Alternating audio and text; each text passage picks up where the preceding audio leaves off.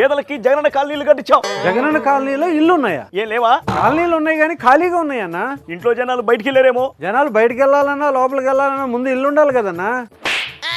Budget అంతా ఇచ్చేసాం కదరా. ఎవరికి ఇచ్చావా? కొడాలకి ఇచ్చావా? నొక్కేశారు కదన్నా. పెద్ద స్కామ్ అంట అక్కడ. పనులు జరుగుతున్నాయని కూలీల అకౌంట్లో డబ్బులు వేసి మళ్ళీ భయపెట్టి వాళ్ళ దగ్గర నుంచి వసూలు చేసుకున్నారంట. అరే పిచ్చోడా, ఆ కాన్సెప్ట్ నాదేరా. కాకపోతే పర్సెంటేజ్లు షూట్ కేసులు ఇవ్వలేదనే నా బాధ. సూట్ కేసులో పర్సెంటేజ్ ఇవ్వలేదేమో కానీ కేసులో మాత్రం పర్సెంటేజ్ ఇస్తారన్నా రేపో మాపు. అయినా నాకు తెలియగలుగుతాను, నీ ఐ సొమ్ము ఇచ్చావా అమ్మ సొమ్ము ఇచ్చావా? జగనన్న కాలనీలని పెట్టుకున్నావు. మా తాత ఆస్తి మా నాన్న ఆస్తి నా అమ్మకి నా చెల్లికే ఇవ్వలేదు. అలాంటిది ఈ పేద ప్రజలకి ఎందుకు ఇస్తారా? నీ పాలనలో జనాలకి ఏమైనా ఇచ్చావా? బాధలు తప్ప. నా జాతకంలో తీసుకోవడం తప్ప ఇవ్వడం లేదురా. అది పేరెంట్స్కైనా ప్రజలకైనా. చిచి, ఇలాంటి వ్యక్తిని ఎందుకు భూమి మీద పడేశానని ఆ గాడే పెయిన్ కార్డు రాసుకుంటాడన్నా.